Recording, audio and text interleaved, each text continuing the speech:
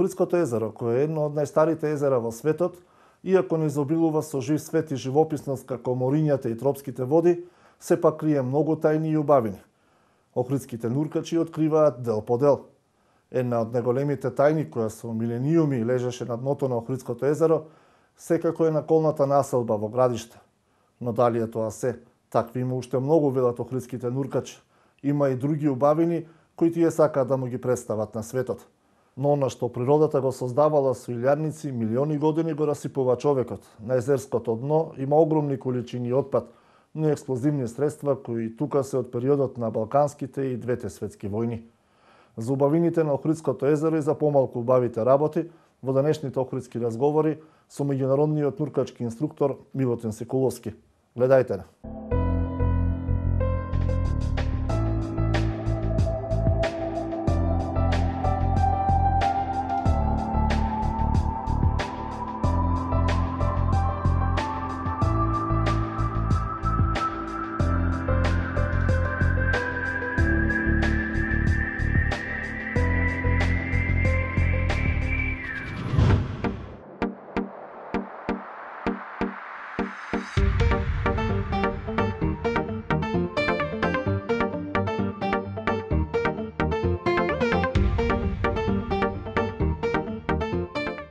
Во заливот на Коските тука во втората половина од 90-тите години на минатиот век пронеден е подводен археолошки локалитет кој денеска е комплетно реконструиран. Имавте среќа или чест, ако може така да се каже, први да го здогледате богатството кое тука го ставиле цивилизациите кои живееле пред 3,5 милениуми. Па вака, јас би направил една мала генеза на она што се случуваше и на кој начин се откри овој подводен археолошки локалитет. 1997 година во едно најобично рекреативно нуркање најдов на дрвени колци, керамички садови и знаев од прилика, имав и искуство во таа работа, затоа што пред тоа работев и на подводниот археолошки локалитет во Струга. Така да предпоставував дека станува збор за најверојатно наколна населба, но со консултација на Паско Кузман веќе потврди дека станува збор за преисториска населба и почне истата година, значи 97 година, почне и првите подводни археолошки истражувања во Македонија. Се обележија крајните граници на населбата и почне да се мерат и првите колци. Понатака имаше 8 кампањи на подводни археолошки истражувања, вродија со одличен плод, тоа беше се доби сликата на таа населба, комплетната слика, значи се спои целиот мозаик, станува збор за преисториска населба стара некаде околу 3500 години, измерени се 6300 колци, извадени се, значи од камени, секири, кремени, ножиња, движен археолошки материјал како што се керамички садови и нормално многу животински коски. Дали тоа е една од причините што ова место тука во градиште и се вика и заливот на Коските? Па вака, плоча се вика, прво да објасним дека плоча се вика затоа што народски, значи од овој дел самото место носи назив плоча. Залив на Коските се вика затоа што спомнав дека извадивме голем број на животински коски, а локалитетов го доби името Мичов град затоа што по мојата среќа што го открив баш локалитетов како прв така пронајден случајно на нуркање археолошки локалитет и го доби моето име. Задоволни сте од се ова што се направи тука, бидејќи во јавноста кај нас, како и при секоја работа, знаеме да оспоруваме потребно, не е потребно и така натаму, но сепак е ова дел од историјата, дел од цивилизациите кои на овие простори живееле.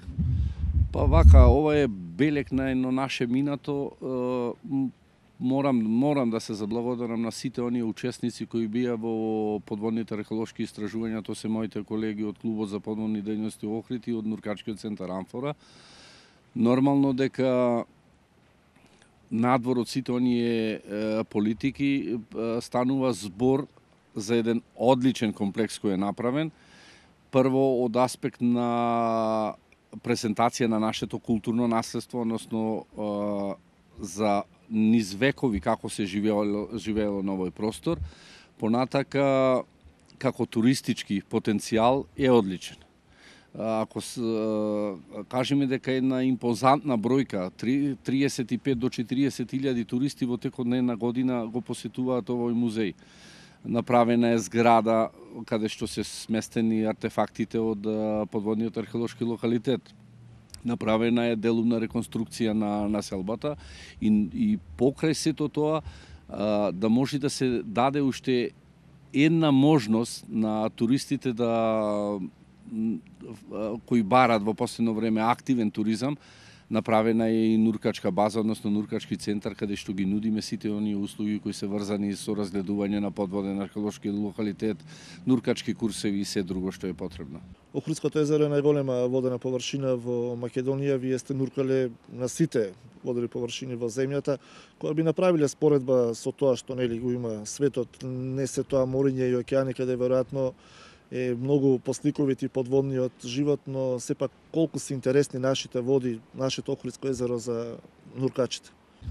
Па јас би рекол дека сум пионир во нуркачкото нуркање, затоа што од 93 година е направен првиот курс кој е изведен за нуркачи од македонец нуркачки инструктор, па се до сега некаде во Македонија има завршено повеќе од 350 нуркачи има завршено курс, кои со пониска, кои со повисока категорија, но во секој случај секоја година се повеќе и повеќе има заинтересирани. Сепак оваа криза што постои опште во не само во нашата земја, се велам дека и во окружувањето општо, доведува до тоа да нема баш премногу луѓе кои можат да си го дозволат то, но вела младите се доста заинтересирани за нуркањето. И посебно би истакнал дека преку целата година оние туристи кои биле еднаш да нуркат веќе сакаат повторно да дојдат тука. Значи имаме доста заинтересирани од страна која доаѓаат. Има ли што да се види во Охридското езеро? Еве тука е откриена археолошка населба. Според археолозите Охридското езеро крие 9 вакви подводни археолошки локалитети. Има ли други интересни моменти кои би биле привлечни за нуркачите? Па вака, ние Охридското езеро од аспект на нуркачки туризам не можеме да го споредуваме со тропски води. Но сепак Охридското езеро си има своја убавина, своја историја и работи кои можат да се видат само тука. Например, ги спомнавте подводните археолошки локалитети кои ги има во изобилие на Охридското езеро. Понатака ендемични врсти на флора и фауна кои можат да се видат само тука. Би го спомнал Охридскиот тркалезен сунџер, кој е доста интересен, може да се најде од 32 метри надолу до некаде до 45.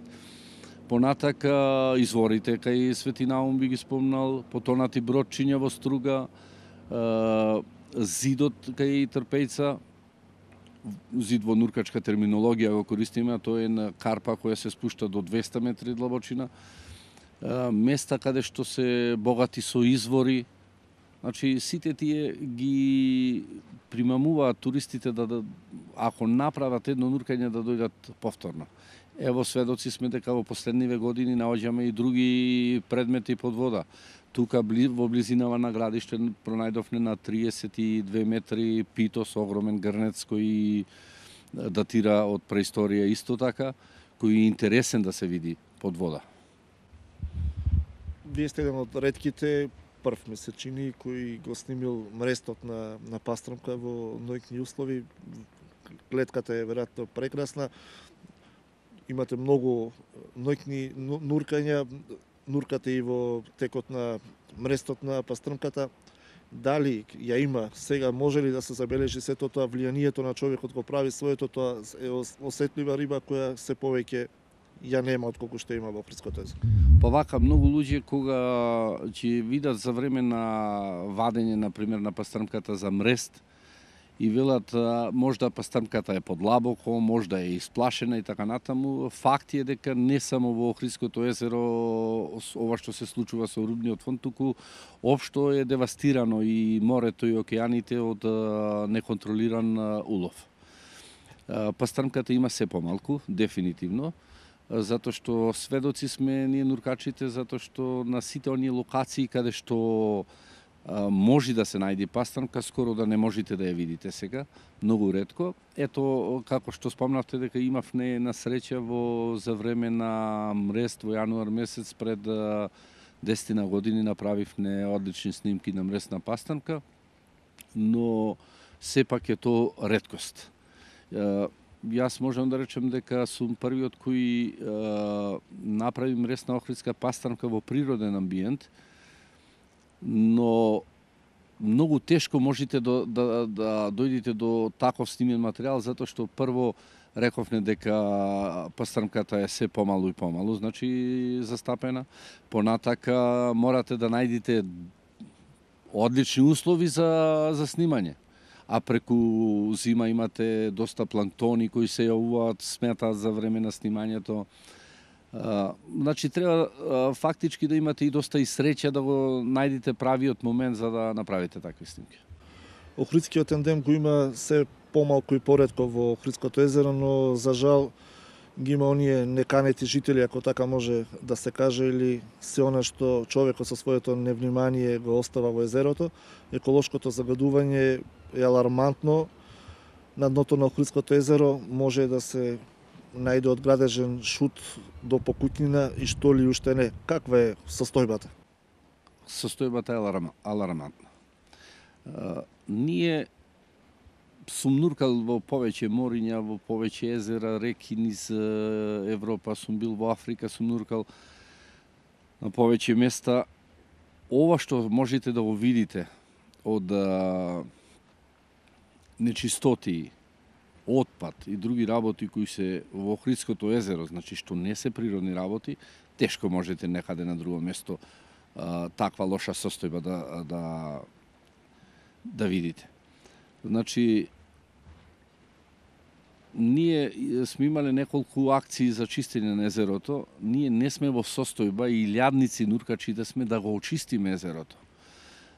Имаше одлични проекти од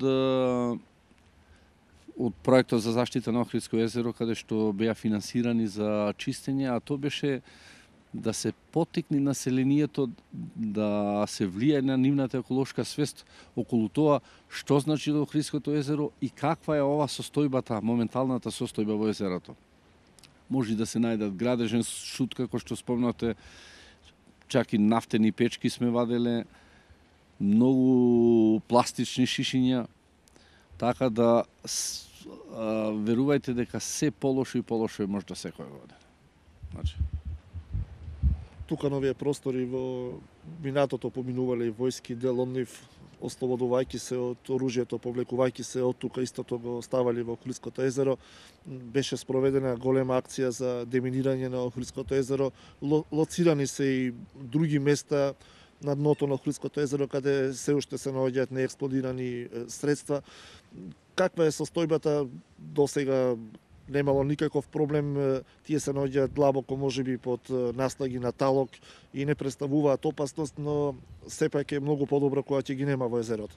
Па вака, јас би рекол дека толку години стоеле и не представуваат некоја поголема опасност за капачите, но не е пријатно да се види таква работа, или пак и да такво неексплодирано убајно средство биде на некоја помала длабочина. Затоа со помош на Министерство за надворешни работи на Соединетите Американски држави и Фондот за жртви од мини, преку Дирекцијата за заштита и спасување, прво се објучи еден тим од 6 нуркачи за подводно деминирање во регионалниот центар за подводно деминирање во Бјела во Црна Гора. Потоа следеше и тој проектот за чистење на Охридското езеро од неексплодирани убајни средства, што резултира со одлично изведен проект, така да од Охридското езеро извадивме околу 3300 неексплодирани убајни средства или вкупно околу 7200 килограми експлозив. што значи тоа е огромна бројка, значи застрашувачки. Во секој случај ние продолжуваме и ова година. На потек се неколку локации со минско-експлозивни средства. Сакаме ова година детално на оние места кај што работевме, детално да ги очистиме, затоа што ова година ќе имаме и пософистицирана опрема, како што се подводни детектори, пумпи за шмукање на мујли и така натаму. Така да сите тие неексплодирани убојни средства ќе ги извадиме и Охридското езеро ќе биде потполно чисто. Има ли некоја анегдота, има ли некоја непријатност која му се случила на Милутин Секуловски, ја потценил ли некогаш водата?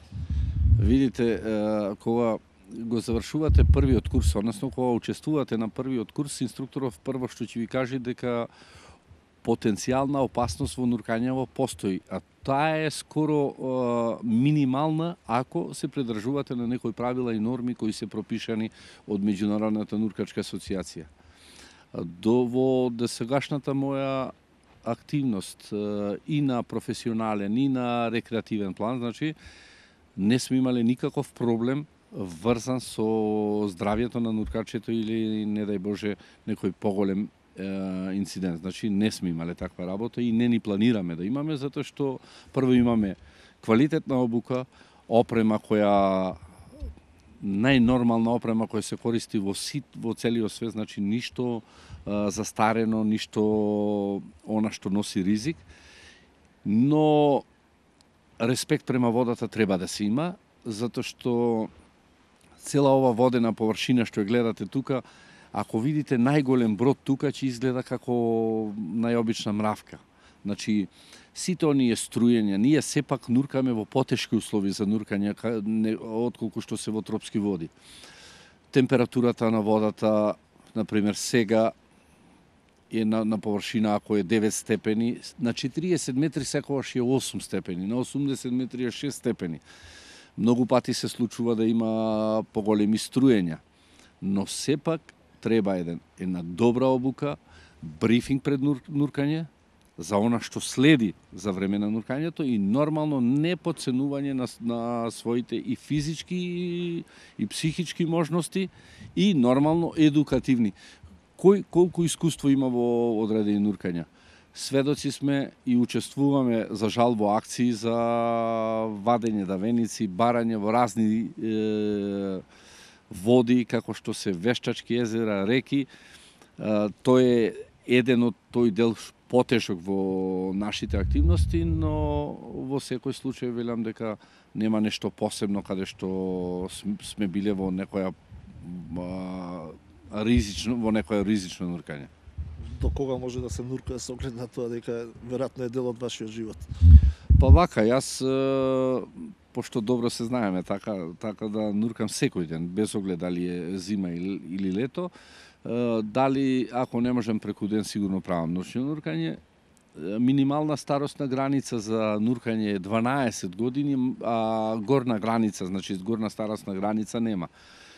Кај нас нуркањето, лично за мене, например, не представува нуркање за да појдам и да му кажам некому дека сум нуркал, него тој е дел од мојот живот и едноставно, ајде да не речам ко некој опијат, без тоа не можеш. Тоа е тоа. И во сите оние спортови или активности кои се врзани малку со адреналин, на почетокот почнувате чисто од можда од радозналост да видите како ќе изгледа тоа, понатака почнувате лека по лека да се обучавате, да купувате опрема и на крајот постанува дел од твојот живот. Благодарам на разговорот. Ви благодарам вас.